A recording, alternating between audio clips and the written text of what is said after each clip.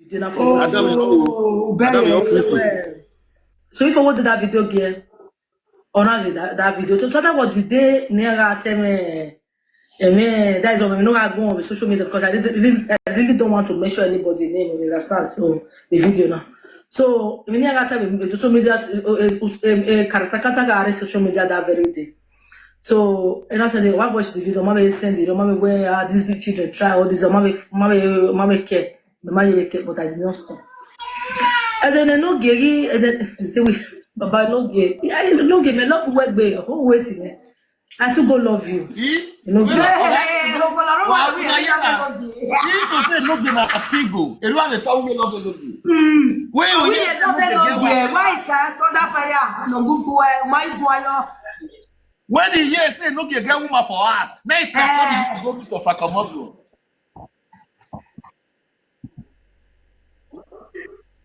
Oh, boss, you don't that story. It's a government word of God. You walk balloon way to a cake. I come on, go walk. Whether the backwardness, whether I'm going or whether we go on. Come on, I would get you, I will say, yo. You know what? You know what?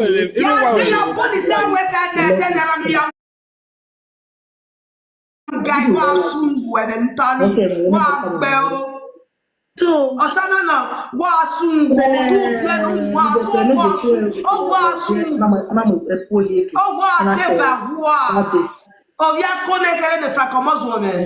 wait. Yallo egbe. That's how I for women. Yallo egbe. La ready feed well, la ready. You can't wear any feed the family well. La ready feed the family well. You can't wear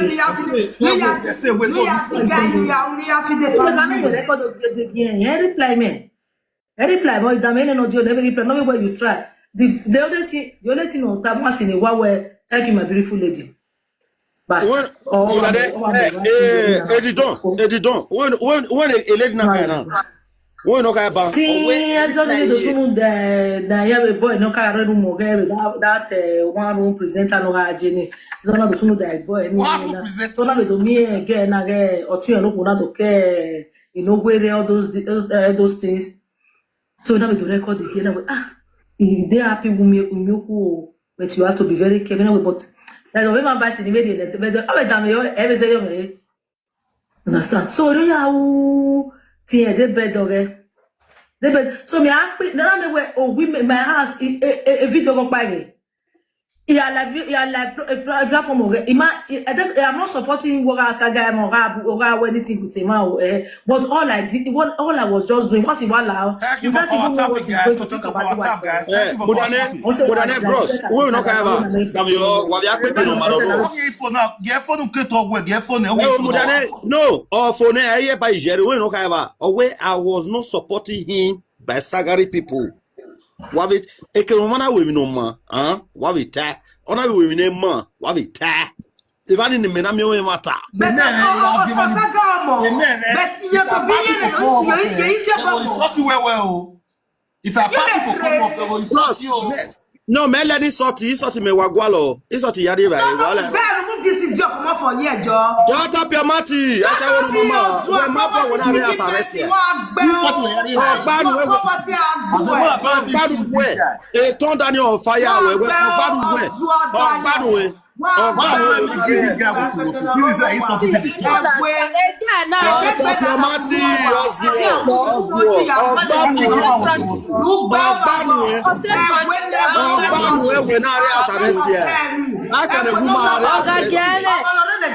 Shut up your mouth, shut up your mouth.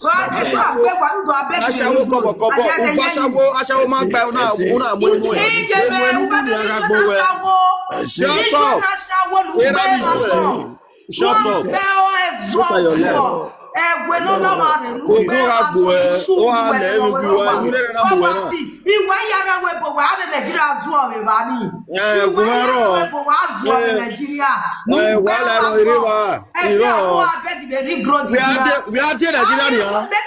Nigeria with the way all out of Nigeria. We are Nigeria. Wow, We are Nigeria Udo USA fire.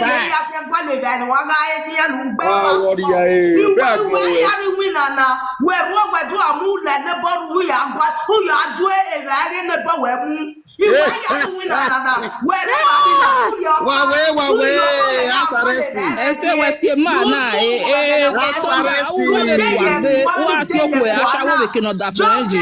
That's arresting. They gonna find you go away.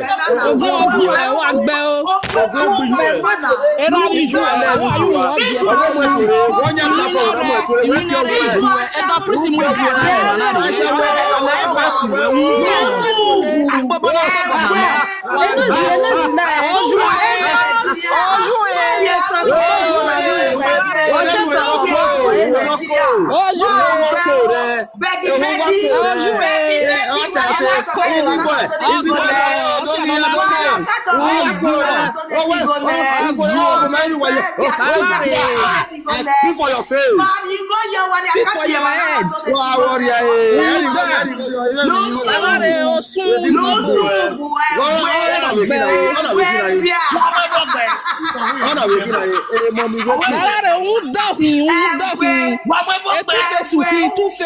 Two-face. Who are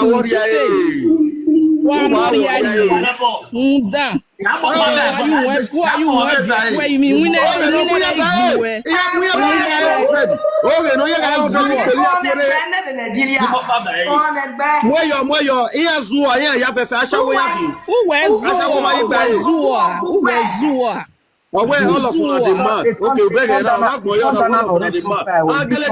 Okay, Madi, you are very stupid. Why you Facebook today?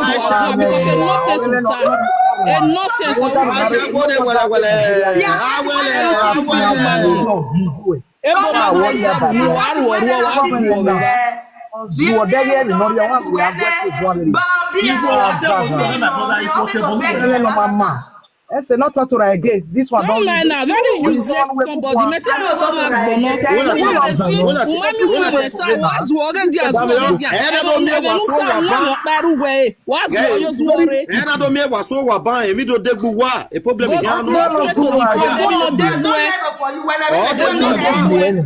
Don't fire you.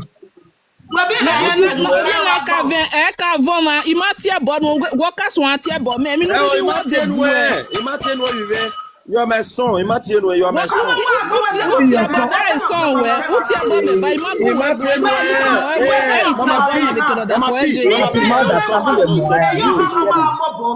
Mama P, I know it's not you.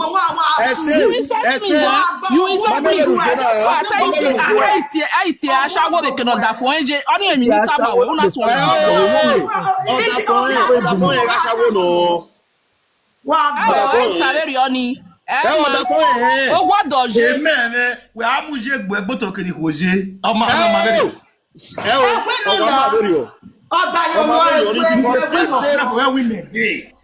A thunder fire.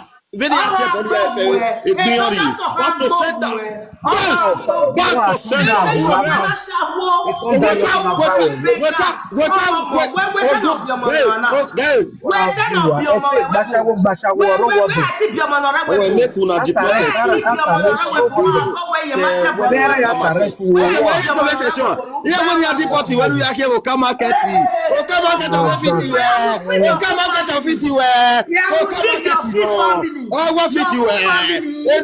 Are you hearing me? Are you hearing me? Oh, come market your feet. Oh, come market. Oh, come market woman. I'm on the woman.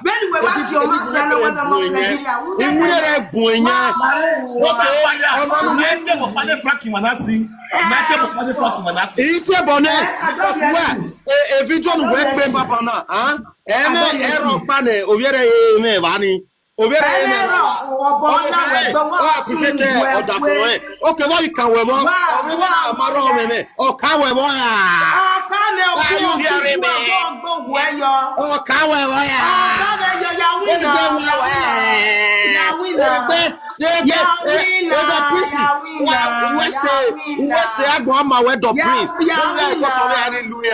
Gay got more than a way. Fuck him, Gagbo when you get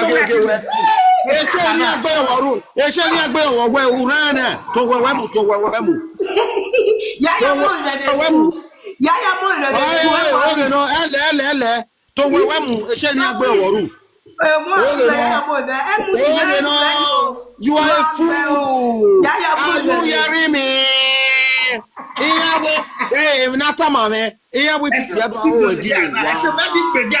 Yeah, what you again? When you there, may I prophesy Santa for your head. Cover your camera. Okay, they come on, not come up, not bring me down. They come and just tell me. I'm also talk because I'm doing. Oh, we to work for man. They send a gift in a don't please. Oh, thank you for the gift. You must send in where you are an idiot. Oh, go back, boy. I say, Mammy, ik ben bon de wij no mijn afia. Hoe ne ko van wene. Hoe je ke video gbali ogi odon nemo wa ogi. O we no any problem. Don't please. Ya resist no. I will come to you. Look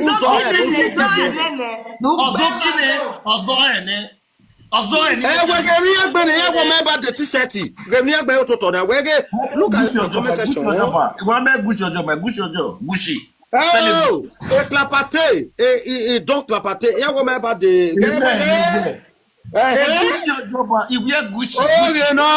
Gucci. Chinese Gucci no. Gucci no. Are you hearing me? It's a Chinese. It's chon. It's chon. Three. Oh, video. I to go have here the bunny out of man. We are not day. Merema Kaya. Who are where? No Malajaga. Then we go, maybe no one. All I don't go away or can keep quiet or won't be you.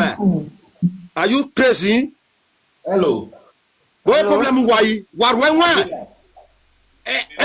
Arefaga gui ogira seba owa dolo onana kine ngwana you ever get papa you have to be like you not say I like we no whatever ni and the other work we na me believe we boy say dey go when pa han ro ye mama ni who set so ye we wa girl na me wait to we go oro no me kana e me gui na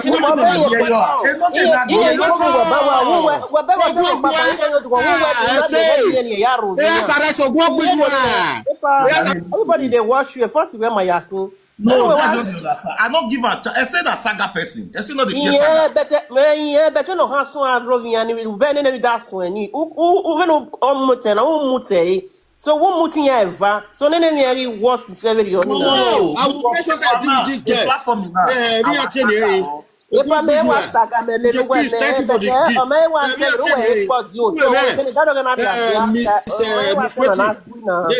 want to Yatama we 70 akate no, don't please. Mama o bere bana. Me mati aba na. When I tell many amwe la lagbe. Niemu gbe. Iwa mo koloro gbe. Imu ye no magbe. Imu sa mati abo ne. Iwa adolere do wonia. Ido wa adole when I na make ma dan yo. Ojo pe. That a man a France a Frank, you know. No, your man work for the only you go drop her. Yes. You say sort to me, you go drop her. Thank you. You never you do na. On your go drop her. Why you go insult to me? They insult me. We are if they insult to me, say no problem. If they insult to me, say no problem. No be say go dey insult to you. Make una insult to you. Yes, no, we don't want that one. You must say this man and not be smart. Who drop it? Who go? According to his voice, a man na obi o when we for your mindset. Who be you do aro? I say true it. I know. You see, don't be afraid of this. Wait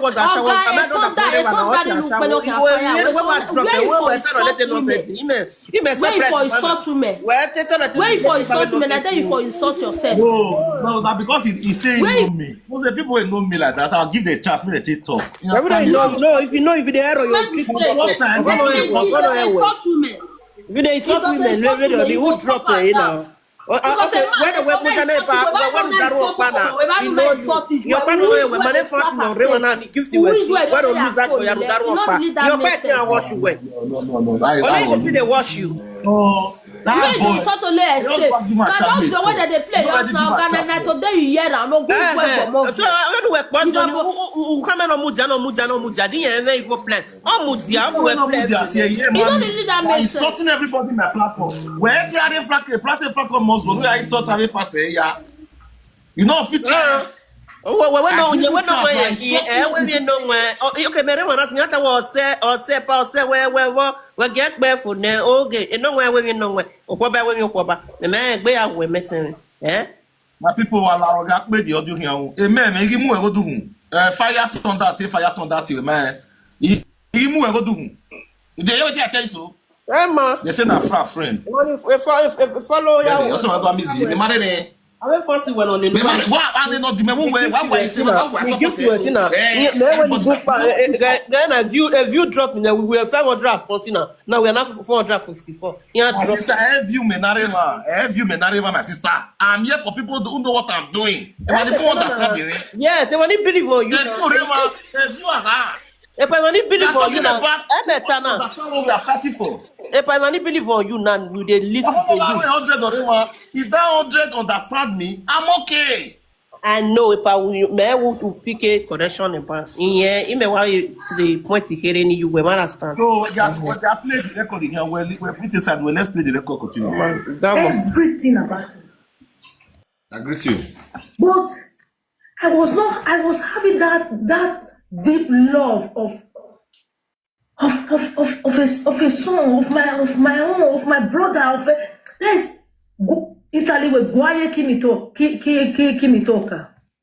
With Guaya, there's who touched this person, who touched me. There's anything that affects me. Understand? Which he never knew.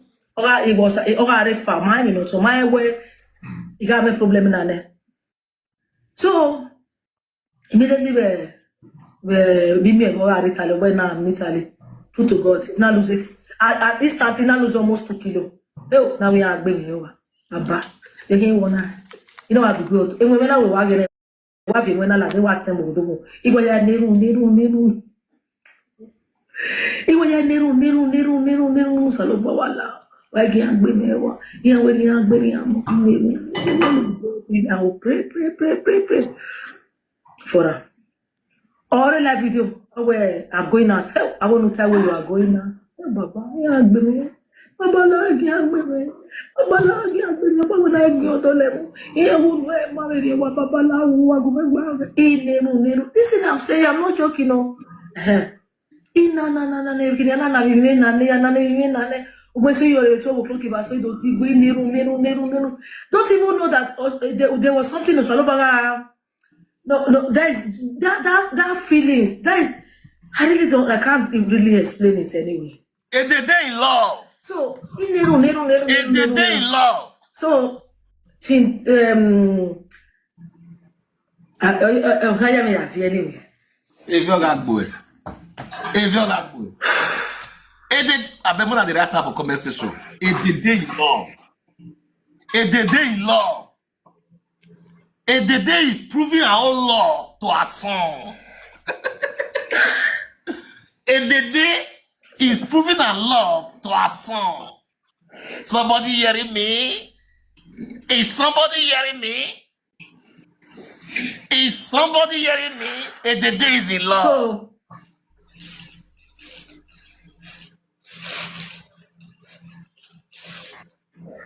and the day is in love.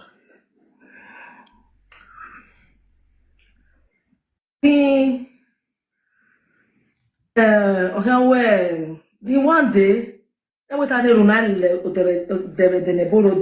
de see be where you walk about one come Edo. So if I make a record the Benin national item, and now enough forward the video, enough forward the gear. So yeah, well. Please continue to power tap, guys. Please continue to power tap, guys. That video. So that was the day. Please, if you are still with me, continue to power tap, guys. God bless you. That is why we know how to go on with social media because I really don't want to mention anybody's name. Continue to power tap. You are still with us. If you are just joining power tap. Social media that very day. So, and I said, I watch the video, mommy send it, mommy where these big children try all this, mommy care, but I did not stop. And then no gay, and then you say we, Baba no gay, no gay, me love work be, waiting, I to go love you, you know gay. So investor, I to go love you. Anyway, I love you, where? I love you from afar. Where? You don't like me. Also, anyway, love her from afar. So. And then investor no get show ekene loje na mo epo yeke na show that day.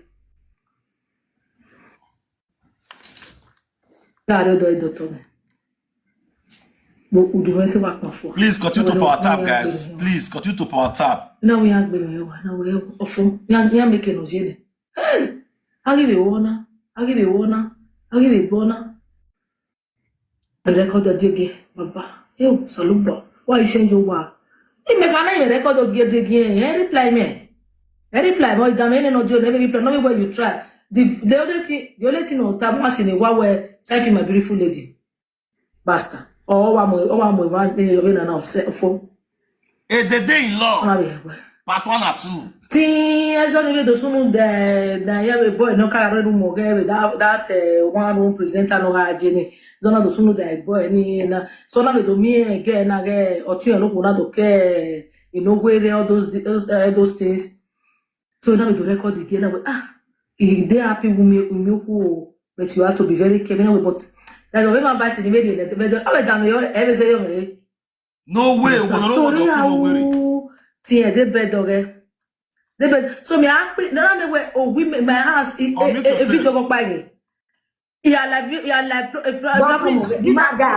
not supporting. Bring the guy up. I don't come back. Bring the guy up.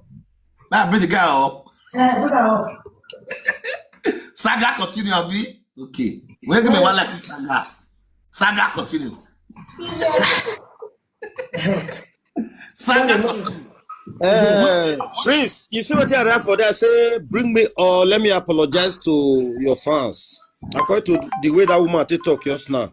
I don't think come back. I must give you the opportunity, and the opportunity is being given to me. Now, all the fans of Don Prince, I apologize. Not be all women now they talk to. Now this away Mokina say Guguan. Asarest. I forget. Thank you. And now you have to be careful on what you say. And now I beg. Then you were the worshipper of Umenwe. Now what happen where make you when they talk about that guy in bad?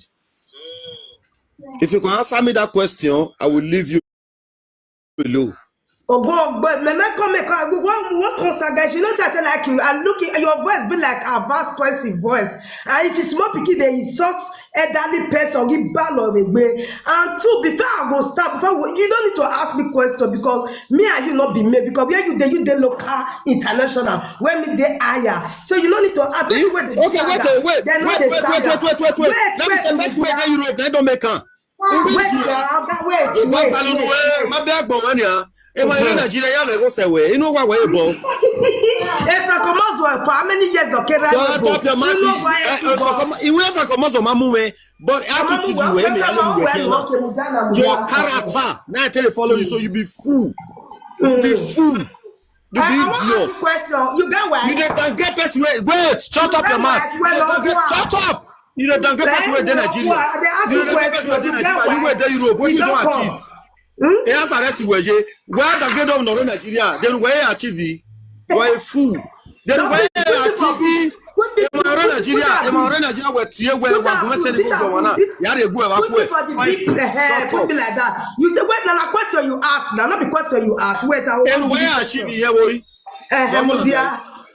Oh, where are already again?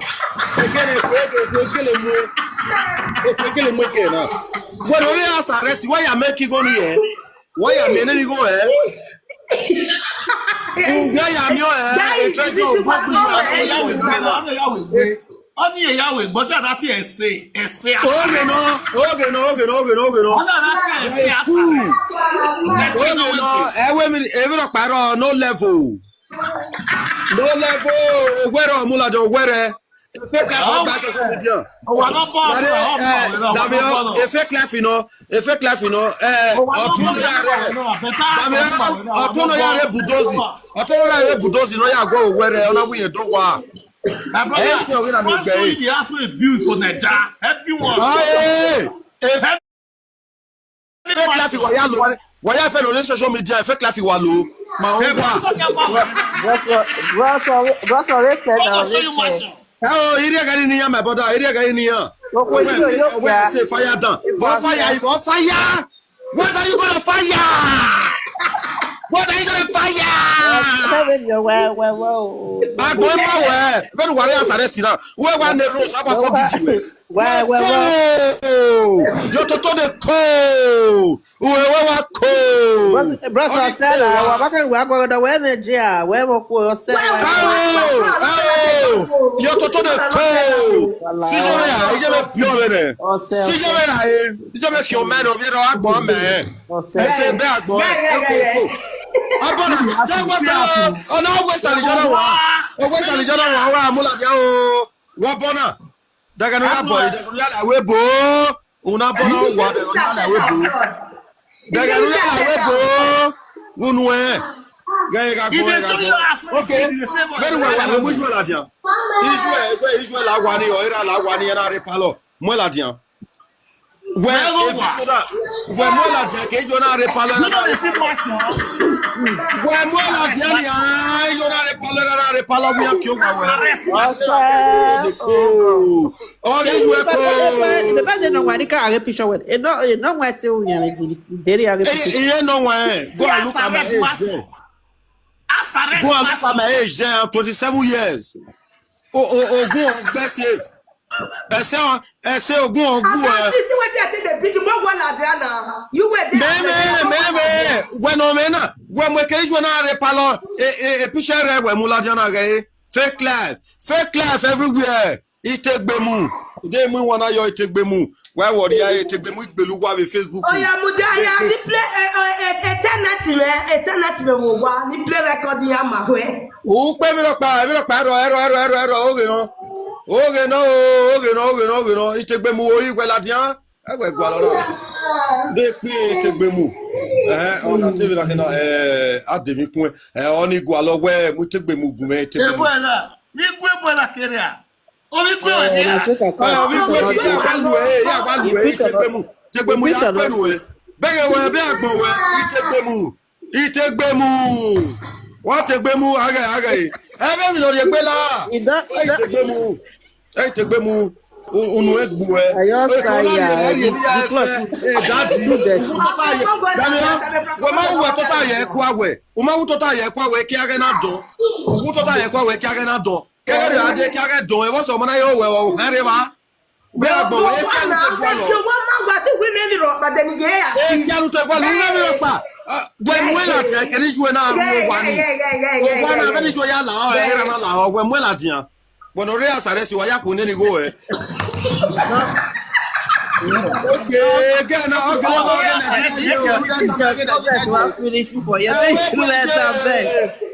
well, let me we were be agbon we. You don't clap at it. I use God beg. You don't clap at it. I use God beg. Clap at it. No, yene we. Clap at it. Udave se na ya temeni. No, I wanna put it in the comment section. You don't clap at it. Document. You don't clap at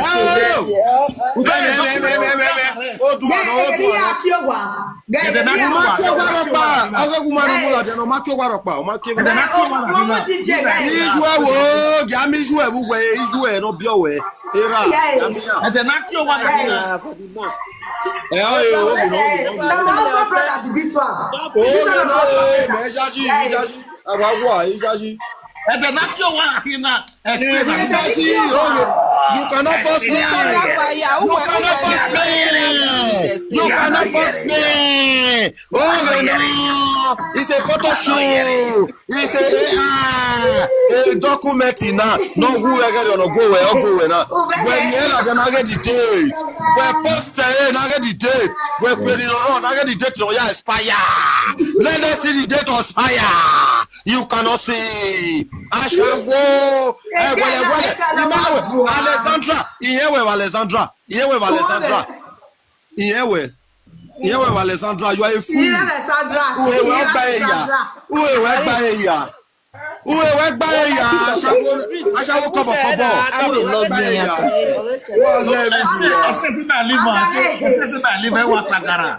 We want login. You might buy a Guararia. Can you saga? I can say what you Sagara. Can you? If you can saga, Thomas, are you hearing me? This guy is an idiot. Idiot, you know.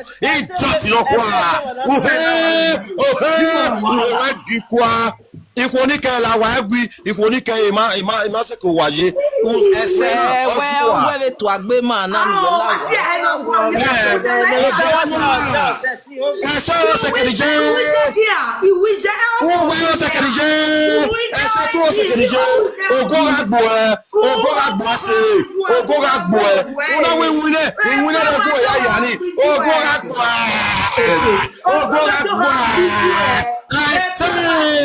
All this pain, let this pain begin to live. I say,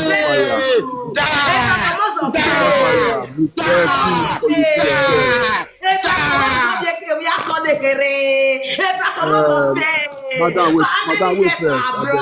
Madam, wait first. Madam, wait first, man. I say, go down. And I say, I won't go down.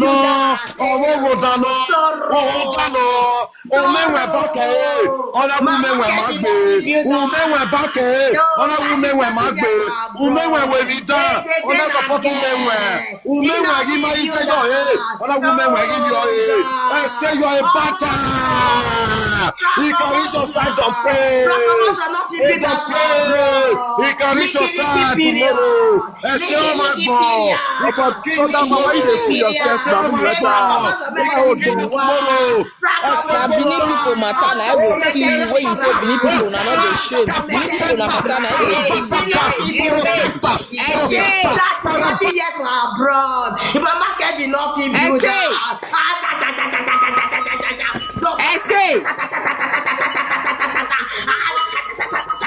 don't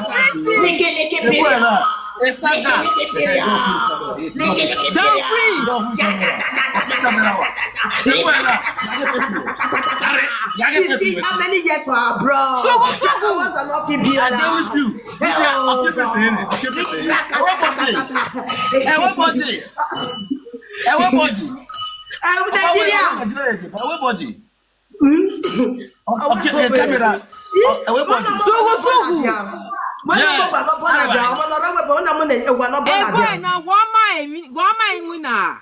No, the first lady president. Yes, we need to do billion. You need to do business. Your boy Sagare say, why can't you do a yoga way?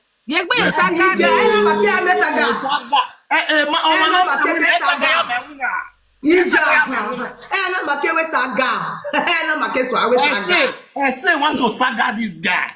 And the guy arrest me for how many years?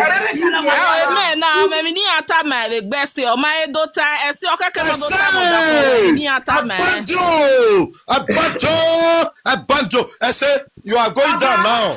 This guy na dirty for abroad. Now abroad the guy dey. Na dirty.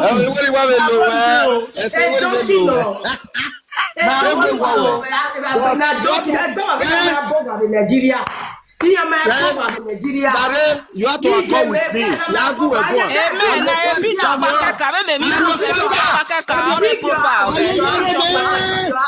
My sense not here, man. You are my son. No, before you talk to me, the please Mustang, since now brought the day.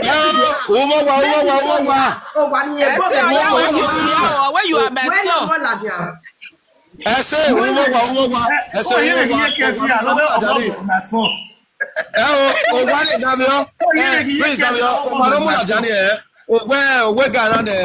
that musician here, Omuladia.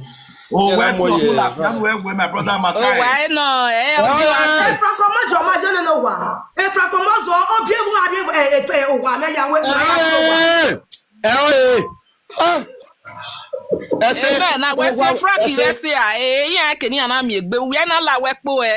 No, la wepo on don't know tana osalobo adeba we wagun ni te what ese mu dane otemeni iban we eke na ba gbe damio otemeni iban we ke na ba gbe emi ni aya sete gbe otemeni Mommy P beg now we can get down banner na area we Mommy P I do beg him tana we ori fa ga gbin na oge asiva o adolo yo iye we Damio obe we tie bo me we ihe gbe I can slap you from here. I can slap you from here. Yeah, go be o wa de total. La rena we ade na. Lo e panozua. Mudane. Say where you make wa me krujeri ni tamanu total. Go to. Ogun ogbiju ade na no gbogbo e. We get kwa. But wa go van cool. Mommy TikTok na we after TikTok. There's another TikTok cool. What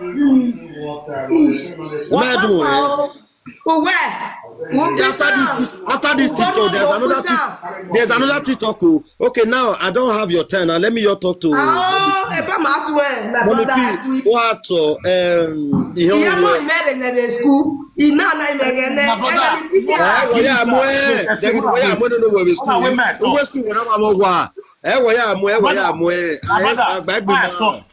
Wait, my talk. You know why I give you chance more than do na saga? Because this guy, I don't say you the verse or a say.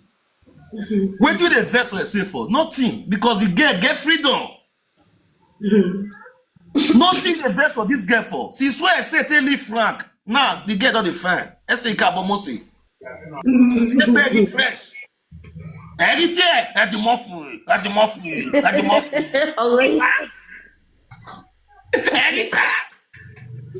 When I go na, all the be masagare e golira ni red agbima. Ave golira ni red agbima. All the be masagaya. We worry, we do support omonozua.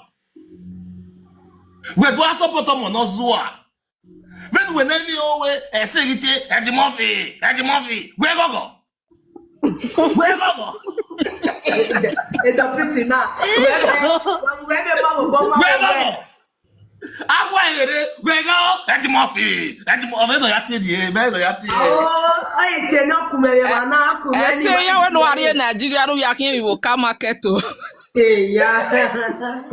As the girl cause of the gorilla big Goliath with their life. You say more not support her. Goliath not that good man. He said, any Goliath with their life. For real. So, my people, wanna address this issue before we talk. Wanna address this issue one by one. Wanna talk. One by one. Yes, I find that now drop me because a man go say any man can go. Okay. So, on the platform, everybody speak English.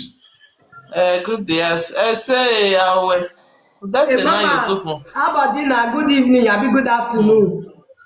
Good afternoon, my sister. Toto. Everybody power tap, guys. Everybody power tap. Let's go. First time why I'm with you talking and him and I know I'm with them process now you do. Everybody power tap. Let's go. Okay, my sister.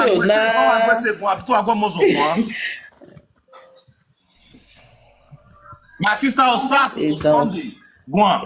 Don't please see. Boy, brother, no ga go by voice go ga. Lo my brother ni winner.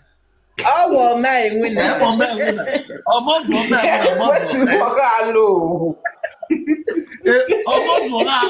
Almost for men winner. Fire thunder. Almost for man winner. But first way you got alone now.